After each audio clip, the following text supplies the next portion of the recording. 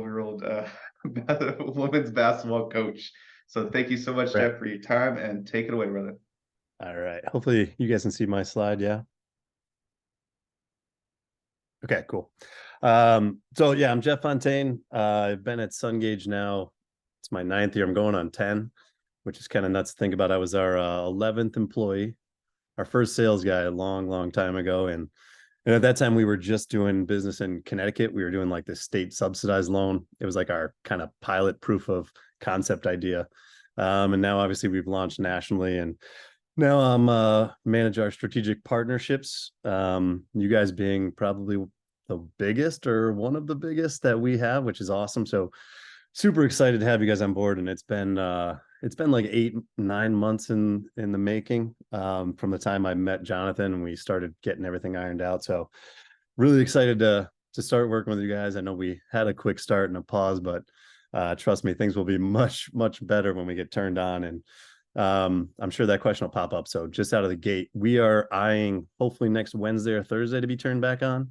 Worst case scenario would be the Tuesday after Labor Day, and that would only be because we don't want to turn on right before a holiday weekend in case anything were to break again with solo or anything like that. So hopefully I have some really good news for you beginning of the week next week. I figured today I'll kind of go through our basics, and you guys can jump in with questions at any time. We got a pretty small group, so if you have anything, just stop me in my tracks, and we'll go through it, and then we'll have time at the end as well. So I'll try and keep it brief because I know you guys are busy. Here's a basic structure of our loan, right? Probably sounds a lot like other products in that you have two pieces, the term portion, and then you have your deferral portion, which in this example here is the ITC amount. That ITC amount gets held for 18 months, and then we let the customer decide what they want to do. If they want to keep the cash, obviously their monthly payment goes up. If they want to apply it to the loan, then their monthly payment stays the same. One difference with our product and some of the other products on the market is that we will also include state incentives into our deferral piece. This example is just an easy one where in Arizona they have $1,000 state tax credit. So instead of just putting 13,500 into the deferral from the ITC, we'd add the 1,000. Now you have 14,500 in the deferral. Makes your starting monthly payment lower than anybody else, which is nice.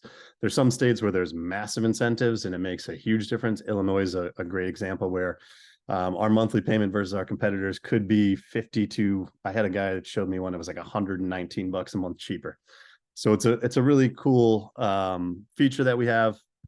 We do it in all the states where there is extra things. There's a couple that we don't, which I've been requested to add in. One would be Delaware has an SREC, and there's rather a utility rebate, and we're looking into actually adding that in. To be truthful, we just didn't have a lot of business in Delaware, so it wasn't worth a tech build. But for you guys, we pretty much do what you would want. So nice feature. Feel free to ask me offline about that. I have like a rebate tracker too I can kind of share with you, which tells you which states we do include extra incentives.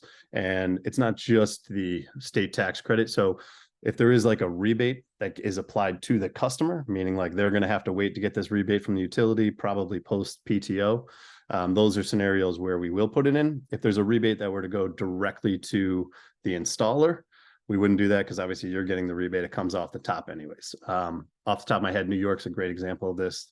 They have a state or a government kind of rebate that comes from the state, and that gets applied directly to the installer. You kind of take it off the top of your contract price anyway, so we wouldn't do it there.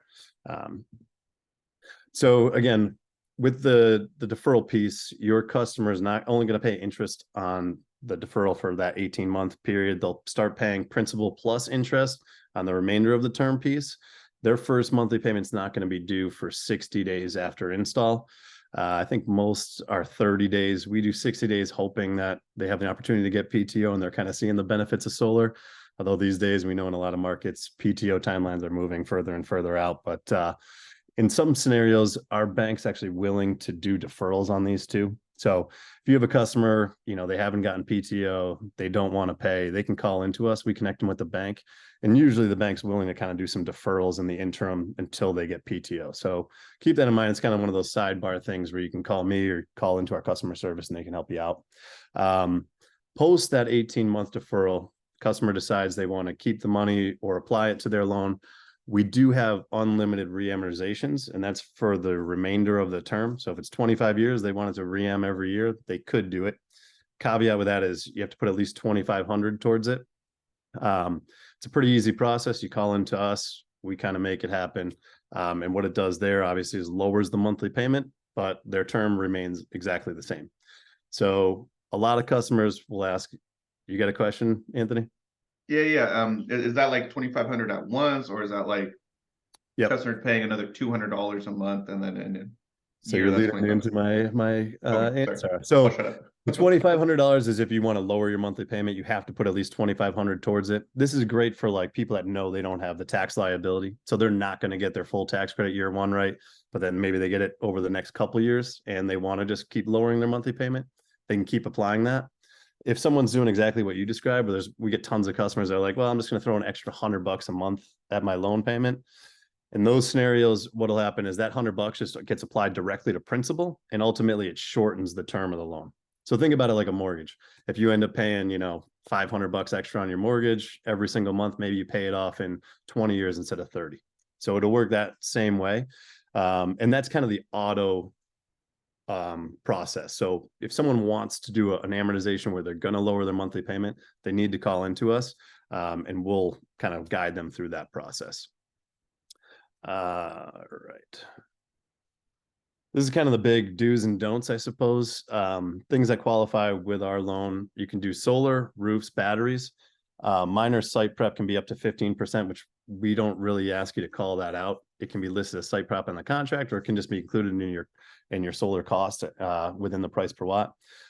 Things like electrical upgrades, trenching, things of that nature, tree work, those would all fall under this umbrella. We do up to 4 family residential homes as long as they're owner occupied. And really, I say like an owner has the deed. We get tons of questions on, do you guys finance rentals?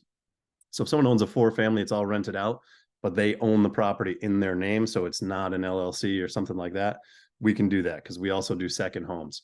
The only caveat we have on a second home is that you're on the deed. That's really the key. So if you have a scenario where you were putting a co-applicant on the loan and it's their second home, both of those people need to be on the deed. It's the only way we can qualify that they live there or have any stake in it. So with any co-applicant that you're going to put on, they just need to live in the home. They don't, for their primary residence, they do not need to be on the deed for that scenario. And the way we prove that, so let's say your kids live he's 30 years old, he lives in your basement, but he wants to be on the loan. His driver's license is going to show us that he does in fact live at that property. So with second homes, it's a little tricky because both people need to be on the deed. Primary residence, they don't. We do new residential construction. We changed our policy on this last year. All we need now is just a contract between the builder and the homeowner. We used to have a bunch of requirements around that was kind of a pain in the ass, like proof of occupancy and things like that. Now it's like, we know this building's in process. As long as you can prove that you have a contract, we're good to go. We do homes in trust. It has to be a revocable trust. 97% of the trusts in the United States are revocable. So we do the vast majority.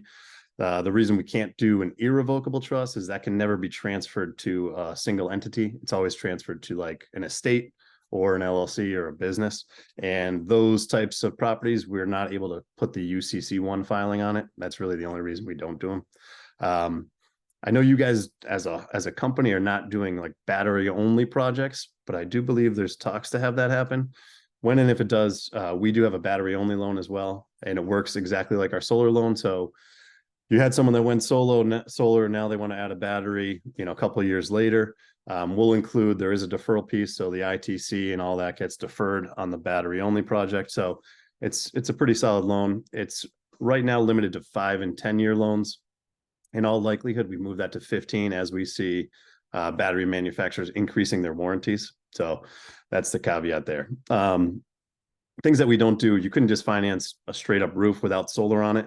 This also includes if you're doing just a ground mount, we wouldn't do the roof because it's not part of the solar project. But if you were doing a ground mount and that person wanted to also put one panel on their roof, then we could do the roof. So keep that in mind. Any home held in an LLC, again, this is simply because we can't put a UCC filing, and that's what our loan requires. Work unrelated to solar, HVAC, windows, turf, things like that. If we see it on a contract, it's going to get kicked back. We've kind of already talked to the folks at your leadership, and if there is something that you guys are offering as like a package, and that means it's, you know, like a home efficiency type of thing, we'll talk about how we could work that out. So it's certainly possible. And at some point, I would guess maybe 24 or 25, we'll probably have just a straight up home improvement loan that kind of sits alongside our solar loan, where these types of things could get financed as well. So mobile homes right now, we only do in 2 states. That would be California and Texas. Reason for this is they have a state database where you can actually we can log in and prove that it's affixed to a solid foundation. That's the requirement for our loan. Every other state, we can't do that. And it just becomes like trying to get proof of it, whether it's an engineering certificate or maybe it's like an insurance doc, whatever it is, but it ends up being kind of a hassle. So we did away with that. In these 2 states, we will still allow it. Can't do properties with a reverse mortgage on it. Again, can't file a UCC on those types of properties. Same with commercial. We do have some leeway with like a mixed use property. So, you know, we'll see like a small farm and the house is part of the farm. They have a mixed use kind of deed, but they have a residential meter. We can sometimes do those. If something like a house, you run your business out of it, and then your house has a commercial meter, can't do it. Split deed properties is another one, which this is typically going to be like condos, townhouses, where you might have 4 kind of housing units and they're on one property, but the property is actually split up amongst those 4 people. The UCC doesn't allow us to file on that type of property, but something like a duplex where, you know, you own both sides of it, maybe you rent out the other side, but the entire deed is in your name, we can do those. We've done, I'm sure, thousands of duplexes. So Hey, Jeff, real quick, before you move on to that, buddy, go back to the previous slide. Just want to get clarity on what qualifies. So you said 1 to 4 family residential buildings. Is that one customer that has 4 homes? Nope. That's one home that has like 4 separate units that people live in. Gotcha. Okay. Yep. All right. We can actually do, just for clarity too, we can actually do up to 3 properties in one person's name. So if they had, you know, primary residence, they have 2 second homes, we can do up to 3.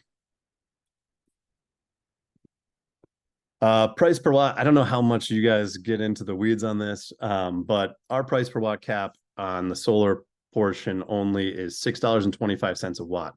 Ours is a little different in that that's after we back out fees. And if you were doing like a roof or a battery, the roof and battery would not apply to the price per watt. So 625, I think, and I did the math on like our average deal that we see come in after fees and everything. It's more like $8.20 or something like that is what it actually works out to. So it's pretty generous. Most things are going to work in that. And I would say the nice thing is that we're never going to reject an application because it's over the price per watt. So you'd still be able to get the approval, run the application with the customer. If it was like $1 over, we're going to end up calling you and saying, hey, is there a good reason? You say, it's a really difficult system. We say, okay. So it's not necessarily a hard cap. We generally give exceptions for anything that's not just crazy outlandish. Like if you come to me and it's a $14 a watt system, it's going to be tough for me to push that one through. But you were at $7 a watt, we'll probably make the exception. We give them out 99.5% of the time. So we'll just have a conversation with you. Just, you know, be prepared to give us an answer. And really, we kind of just file that on our own. So it's not like we have to go prove it to the bank or anything. So just a quick example of this, we have like a 10 kW that was 50 grand with a 20% fee. We take the 20% fee out. So now we're talking about 40K is the system size divided by the 10,000 watts, and we get $4 a watt. Process overview. So right now, the way it's going to work, all projects have to be built through either Solo or Vision. You guys don't have access to our portal. That's really was Powur's leadership decision.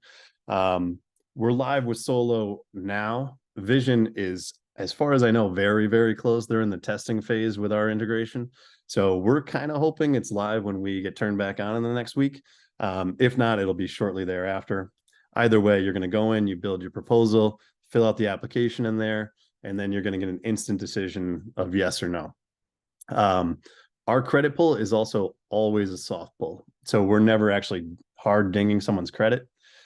We had like a little integration bug with Solo where We had someone at Powur that, just kept hitting the button and they were getting the spinning wheel. They ended up running the person's credit 11 times. That was my customer. Was it? All right. Oh, so me and you went back. This is crazy. So we went back and forth on it. That was me. Yeah. And then so I went to the bank and I was like, listen, I don't know what the hell happened, but we got to make sure this didn't ding their credit. It had zero impact. So they got 11 letters in the mail. Yeah. For each other. Yeah. So it's kind of nice. And then, there are some products out there where it is a soft pull to start. And then once you either get to notice to proceed or when the loan is funded, it then dings your customer's credit. So with us, just really straightforward where we're not going to ding their credit at all. We pay a little extra behind the scenes to make sure that happens. Once you get that decision, your customer is going to get an email. They have a quick link that brings them into their homeowner portal with Sungage. And this is where they can take care of all the items they need to. We do require them to upload a driver's license. That's where they can sign their loan documents. There's like a bunch of self-help stuff too. They can see what their loan payments are. They can look at the whole schedule in terms of interest. If they have questions, they can chat in. So it's a really intuitive tool. You guys, I'm sure we'll be able to see it with them if they're logging in right with you guys. You will also get the same email that's saying, hey, your customer's been approved. And you will also get notified if they do require any kind of stipulation. So right now, about 8% of our projects are going to get a stipulation. And by stipulation, really, I'm talking about proof of income.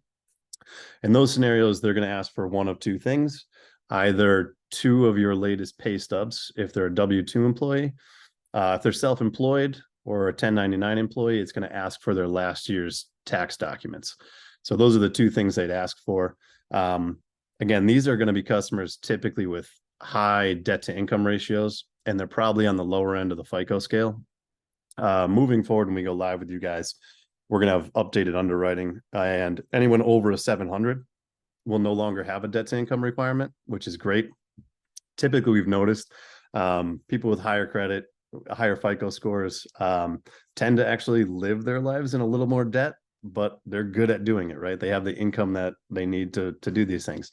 So moving forward, it's going to be much nicer. And this is actually going to increase our approval rate somewhere in the neighborhood of 12 to 15%, depending on market. So we're pretty stoked about that.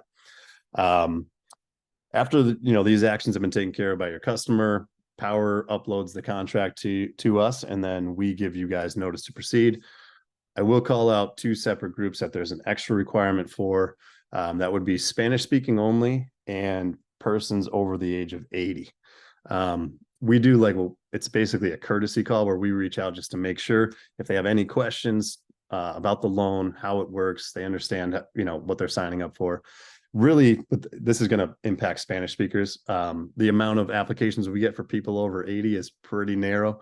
Typically, those people are not going to take out a 25-year loan or whatever it may be, but occasionally we do.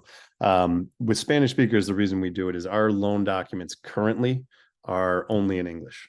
We're looking to have a new bank that would be an issuing bank for us that would allow us to do Spanish speaking contracts, but it's really not in the roadmap probably for the next 3 to 6 months. So in the interim, we'll make sure they understand. We call them with a Spanish speaker, and when they call in, they can request. So our customer service team actually has fluent Spanish speakers on staff, so they would talk to someone. And then we also have translation services for 19 other languages. So just to keep you in the loop there. In terms of support, you guys will have my contact information. I'm kind of the guy to go to for bigger picture questions, I suppose. Anything you guys want to get in the weeds with, or you have a project and something's going sideways with it, you need kind of help with. Shannon and Cassandra are our 2 strategic success managers. They only work for you. So they should be around. They're at their desk. Shannon works out of our California office, and Cassandra is in our Boston office. So we're hoping to cover all the hours you guys would need us. They're sitting at a desk, so they'll be able to access any project right then and there. If you can't get them for whatever reason, our customer service line is available. We're open 9 to 11 Eastern, Monday through Friday. And then Saturdays, we work 9 to 7 p.m. Eastern as well.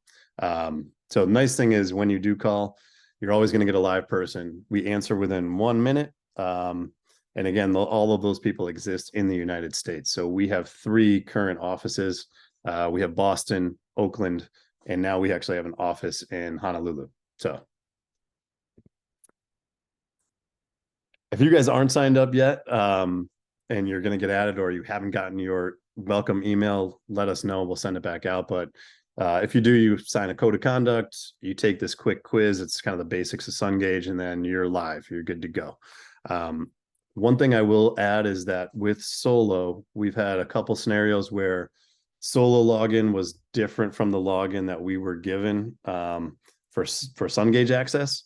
In those scenarios, they need to match up. Otherwise, you're not able to run an application through Solo. So if you ever have a situation like that, just reach out to me. I'll take care of it in 2 seconds. Not a problem. And then we are also up on the Powur knowledge base. So anytime you need to access anything, you can feel free to go right into that. I kind of suggest starting, if you just have a basic question, we have a document in there called the Sungage installer onboarding information. It's kind of like every bit of our loan, and it has quick links that you can jump pages and stuff if you see something where you're asking about. It's a good place to start. If you can't get that, obviously call into us, call Shannon, call Cassandra, or call myself. And then every Friday, I know some of you have already attended, we do office hours at 1 o'clock Eastern. We'll be there for the full hour. If you want to just jump in, you have a question that takes 2 minutes, you're going to jump in and jump out, feel free. We'll also kind of make sure if there's any new products or anything we're rolling out, we'll provide trainings on those, and we will announce if we're doing like a full training on something right in the Powur knowledge base. So good place to start. So that's the basics of Sungage. I know I talked fast, so any questions you guys have, I am happy to answer. Real quick, what was Cassandra's phone number? I was writing that down. Yeah, I'll go back if you guys want to do it. It's also, this should be up on the Powur knowledge base, and I'll share this this slide deck with you guys too. Anthony, I'll send it to you, and you can kind of distribute if you want. Cool. Cool. Oh, go ahead, Jeffrey, go ahead. I just said screenshot. Yeah, screenshot it. You mentioned that there is a courtesy call, welcome call, whatever you want to call it. What is that process? Is that something we could engage ourselves? Is that something like you wait for like NTP, and then kind of what's that process once we sign? So the way it's indicated to us is when you guys are actually building the project in Solo. For now, Vision will be the same way. There's a little box you can check if they're Spanish speaking. That's what triggers us to start this process. But easiest way to do it, honestly, you guys are in the home, you're with the customer. You can call directly into us as soon as they've gotten approved, and we'll take care of that call right then and there.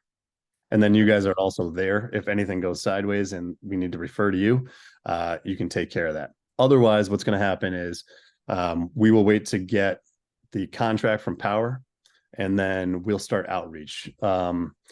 Typically, the way we do it is we're going to reach out 4 days a week to those customers. Every time we reach out by phone, we follow that up with a text message and an email. So they'll know exactly when they can call in. As soon as they get their link also to their homeowner portal, right in there, there's a way they can set a time. So if they know they're going to be around 7 o'clock on Tuesday night, they can actually set an appointment, and we'll call them at that time. Does the call, like, let's say stuff happens, whatever, right? And maybe they don't answer for a week or two. Does that stop anything? Does that pause NTP? Does that pause just kind of the next steps? Or yeah, it pauses NTP right now. We've been talking internally if we would just like say it has to be done before funding, and we can still grant you NTP, which is great.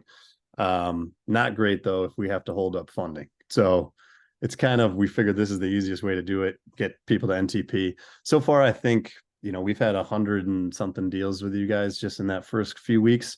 And I think we had 9 or 10, all of those got to NTP within the week. So it seems like people are responsive. Also helps, honestly, if you guys are setting correct expectations that we're going to call. That's all I can say is if you do that, we will make sure we're making the calls on time. So I think best case scenario though is, like you said, it's run credit, we get an approval, we're on the phone to kind of get you guys initiating that, right? Yep. Well, Yep. Whether it's in the house, it's on Zoom, whatever it may be. Hey, they're going to call you real quick, confirm term, confirm interest, confirm tax credit, all that stuff. Yeah. What is that phone number we could call? So that'll be just the 844 Sungage number, Okay, or the cool. 844-786-4243. So you would just call and say, hey, I'm here with Mr. Martinez. I want to do the welcome call. Yep. And we'll make sure Spanish speaker gets on the line, talks to them, makes sure they know exactly what they're up for. You know, we basically tell them exactly what is in the loan documents. So this is how your loan works. here's your monthly payment. It's all the things that you've already told them. So Yeah. pretty nice. Question. Yep. What is the maximum loan amount for equipment? So today it's 135,000. Okay. It's likely to go up in different markets. So really when credit started shrinking, whatever it was, 8 or 9 months ago, we moved it down to 135. We used to be 200,000. We'll probably get back there for certain markets. The first one we're targeting is Hawaii. I don't know if any of you guys work there, but Hawaii just has massive systems. There's usually multiple batteries, a lot of times a roof too. They get pretty bloated. I would say in the rest of the country, you know, we'll probably be looking at the 150 mark. Some markets maybe 175. So we've started those conversations internally. Really, a lot of it comes down to which, you know, I get, if you guys were at the masterclass we went to, we talked about what we've been doing with our back end capital. And really, we've been securing 2 different silos. So one is just bringing on more banks that'll hold the loans, kind of traditional model, which we've always done. The other is these credit facilities or warehouses where then we'll sell those loans at securitization. So the nice thing is having that flexibility where there's multiple banks, multiple warehouse lines. If someone's willing to take loans that are up to 200,000, we can just park them specifically in that one and we're kind of good to go. So we'll just negotiate with which banks want to do it and then we'll park them there through our allocation engine. Thank you. So Yep. it just seems certain requirements, certain rules, or there is some flexibility, just open conversations kind of help that out and just kind of explain the situations. Yep, for sure. Awesome. And kind of back to the if no one else has questions, the price per watt cap, which I think is huge, because one of the most frustrating things is, and we kind of mentioned a lender's name before, it's so frustrating when their cap is $7, $8, $9 a watt or whatever it may be, and then you put in the numbers and it's significantly less, right? But now this lender's bloating it with 20, 30, 40% dealer fees and all that stuff. And you're at 580, 550, and you just keep going down until the lender's like, okay, yeah, now you're within our price per watt cap. So just a hard 625, and that's pretty much just solar. Yep. And it's definitely, you know, I would say it's not hard because it's never going, like, we're not going to allow you to run the application, get the approval and all that. So we'll let you get all the way through it. And then we just reach out to you. Usually we're going to reach out to the rep if we can and just say, hey, you know, I saw this one got flagged on our side. It was 650 a watt. Is it, you know, what's the deal with the project? And you say, well, we had a bunch of things we had to do in it. You know, we had electrical upgrades, this, that, and then we're usually able to push them through. Yeah. So it's not really a hard cap, but yeah, the 625 minus the fees is just the solar portion. Yeah. Okay. And you mentioned a couple things that it doesn't include. I think it was roof and was it battery? Yep. So in any given project, roof or battery adders can be up to 50% of the total job cost. So if you had a $50,000 job, 25 grand was the roof, that 25 grand doesn't count towards the price per watt. It's going to be just on the 25 grand that's solar. Okay. And is that for both? Like, is it 50% for roof and battery? Yeah. Or is it? Yeah. Okay. So if you were doing a roof and battery on a certain project, the combination of those two would need to be 50% or less. Gotcha. Okay. Yep. Okay. 60,000 just before finance fees, 30K for roof and solar, the other 30K for solar. Correct. Okay. Awesome. That's nice. And then Bo had mentioned something about your different rates. Do you have something just kind of shows the different rates, or is that kind of in flux right now with this current transition you guys are doing? So you guys should have the rates, like whatever Powur releases. I think they have a spreadsheet with all of our rates. Yeah. There is going to be some different rates coming when we relaunch. So you'll have a 499 on the 20 and 25 year. And then on the 5, 10, and 15, we're adding in 299s. And then they have, you know, 399 and up. One thing I will tease out is we are pretty deep down the line with another huge bank that is willing to take lower APRs. So we're pretty confident, hopefully by end of the year, maybe even earlier, we would have a 399 on the 20 and 25 year, which would be great. And then that would probably mean 199 on the 10, 15, and 5. So we're pretty pumped for that. I know it's kind of a difference maker. And the fees on that, I mean, I don't know if you guys have looked at our fees and compared them to your rest of your lenders. It's lower. Yeah, from what I've heard, we've been lower. So that's kind of our goal, is to stay lower than everyone else. So that's hopefully we can keep to that. I was enjoying the no dealer fee. It was like a 949 Yeah. or 979 or Yep. something. That was sweet. And that'll be Yeah. the same when we turn back on. That's okay. That was my next question. If you're going to keep those really low dealer fee deals with the Yep. higher rates, because that's generally what I like to pitch for my clients, because they don't, they're like, what? 20 Yeah. grand? Wait, what? Yeah. Yep. So Well, it's great for the customer too, that like tells you the whole time they're going to pay cash, and then last minute they're like, you know what, I think I'll finance this, and you can say, I can keep your price exactly the same. It's right. pretty nice. Yeah. What I've had a lot of reception was because I mean, obviously people are talking to 20 other solar companies or whatever, and everyone's just going for the 299, 399, 499. And then I show that, like, hey, we're competitive, we're all in the same ballpark, right? Solar's just kind of at a certain cost right now. Yep. But then I show them that just higher level of conversation here. Most people pay off their systems within 7 to 9 years. It's a lot easier to pay off, like Clayton said, $20,000 less. Yeah, so for sure. it's just a lot easier conversation to have with people, and you see their wheels turning. Yeah. Well, the nice thing too is, with Powur and being one of our strategic partners, you get some added benefits. So the no fee for you guys, if you ever run into like another company, a small company selling Sungage, their no fee is $10.99. So that's significant. And then $4.99, we're only rolling out to a few accounts. And you guys are obviously one of them.